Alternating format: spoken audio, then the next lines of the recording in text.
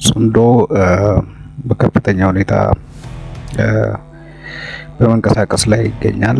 በአማራ ክልል በተለይ የተለያዩ ቦታዎች ከአድማ ብተናና ከሚሊሻዎች ጋር እያደረገ ያለው ጦርነት እንደቀጠለ ነው። የመከላከያን ከአካባቢው መውጣት ተከትሎ በርካታ ቦታዎችን ለመውረርና ለመቆጣጠር ሙከራ አድርጎ ሆኖም በህብረተሰቡና በሚሊሻ እንዲሁም በአድማ ብተና ተቀጥቅጦ ከፍተኛ ኪሳራ አስመዝግቦ ወጥቷል። ለምሳሌ በደብረ ታቦር በቅርቡ ባለፉት 2 ቀናት በፊት የተፈጸመውን ማንሳት ይቻላል። የኢትዮጵያ መከላከያ ኃይል ወደ ድንበር ለቆ መሄዱን ተከትሎ ያለ አንዳች ተኩስ ወደ ደብረ ታቦር የገባው የፋኖ ኃይል ያው ጽምዶ ማለት ነው ከፍተኛ የጦር አማካሪዎቹን የሻዕቢያዎቹን ከወያኔም በከፍተኛ ደረጃ የጦር አመራር የነበሩ በተዋጊነትም እንዲሁ በተራ ተዋጊነትም ያሉ ወታደሮችን ይዞ ወደ ደብረ ታቦር ከገባ በኋላ ከፍተኛ የመንግስት ተቋማትን በተለይም ትምህርት ቤቶችንና ሆስፒታሎችን ዘርፏል፣ አውድሟል፣ አቃጥሏል።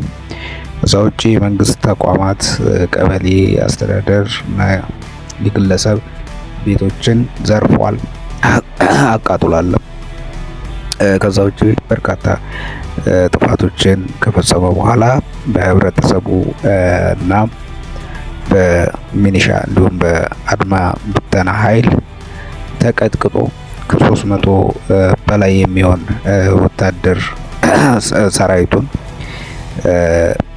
ሞትና ቁስለኛ አድርጎ ከተማዋን ለቆ ወጥቷል።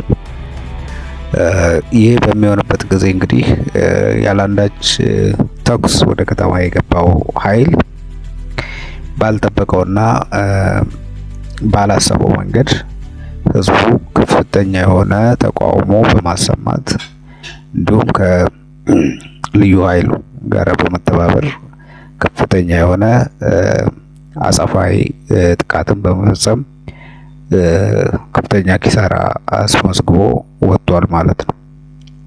ከዛ ውጪ በተለያዩ የትግራይ አካባቢዎች ሻዕቢያ ሰራዊቱን እያስገባ ነው፣ በአድዋ ሰራዊቱን አስገብቷል የሚል መረጃ እየወጣ ነው። በሽራ አካባቢም አንዳንድ ቦታዎች ላይ ገብቶ ቦታ እንደያዝና እንደመሸገ መረጃዎች እየወጡ ይገኛሉ። ይሄ የወያኔ ቀቢጸ ተስፋ ተኩስ ከፍቶ ከዛ በኋላ ወደ ድርድር ለመሄድ ያሰበውና ከሻዕቢያ ጋር ትብብር አድርጎ የሀገራችንን ድንበር በውጪ ወራሪ ኃይል እንዲደፈር በማድረግ ታሪካዊ ስህተትን እየፈጸመ የሚገኝ ኃይል ነው። የወያኔ ዋነኛው ዓላማ በስልጣን ላይ ለመቀጠል የሚያደርገው ጥረት ነው። በተለይ የኢትዮጵያ ብሔራዊ ምርጫ በዘንድሮ ዓመት በ2018 ይካሄዳል። በትግራይ ክልል ደግሞ ምንም አይነት የፖለቲካ አማራጭ እንዲኖር አይፈልግም። ስለዚህ በትግራይ ምርጫ እንዳይኖር እና በዘላቂነት ያላንዳች ስልጣን ተጋሪ ለዘላለሙ በትግራይ ህዝብ ላይ ተጣብቆ እንደ መሽገር የትግራይን ህዝብ ደም እየመጠጠ ለመቀጠል የሚፈለግ ቡድን ነው። ይሄ ቡድን የፕሪቶሪያ ስምምነትን በወቅቱ አጣብቂኝ ውስጥ ስለገቡ መውጣትም ስለማይችሉ ስላወቁት የፈረሙት እንጂ ከልባቸው ፈቅደው ፈልገው ያደረጉት አይደለም። አሁን ደግሞ ያንን የፕሪቶሪያ ስምምነት እንዲፈርስና ሌላ ድርድርና ሌላ ስምምነት ከፌዴራል መንግስት ጋር አድርገው ያለ ተጠያቂነት ለዛ ሁሉ ውድመት ኃላፊነትን ሳይወስዱ መቀጠል ይፈልጋሉ። ምክንያቱም የትግራይን ህዝብ ደም ያለባቸው ኃይሎች ናቸው። የትግራይ ወጣትን ያስፈጁ ያስጨረሱ ኃይሎች ናቸው። ከፌዴራል መንግስት ጋር የማያስፈልግ ጦርነት ውስጥ ገብተው በመከላከያ ሰራዊቱ ላይ ታሪክ የማይዘነጋውን ክህደት ፈጽመው ያንን ሁሉ ንጹሃን በማስጨፍጨፍ ከፍተኛ የሆነ ውድመትን ያስከተሉ ናቸው።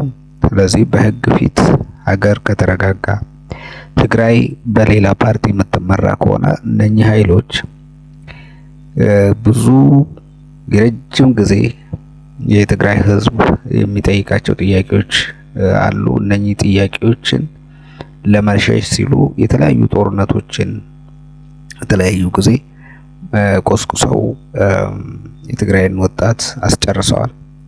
አሁንም ያንኑ ለማድረግና ተወሰነ ተኩስ ከተደረገ በኋላ አደራዳሪ ገብቶ እነሱ ወደ ስልጣን የሚመለሱበት ሁኔታ ለመፍጠር ከሻዕቢያ ጋራ የማይገባ ጋብቻን ፈጽመው አላስፈላጊ የሆነ ጦርነትን ለመቀስቀስ የሚያደርጉት ጥረት ነው። ሻዕቢያ አሰብ እንዲነሳበት አይፈልግም። የኢትዮጵያ ሰላም መሆን አይፈልግም። የኢትዮጵያ ሰላም መሆን ኢትዮጵያ በእድገት ጎዳና ላይ በፍጥነት መሄዷ በኤርትራ ውስጥ የሚነሳውን የማህበረሰብ ተቃውሞ በመፍራት ኢትዮጵያን ከዚህ መስመሯ ለማደናቀፍ ይፈልጋል።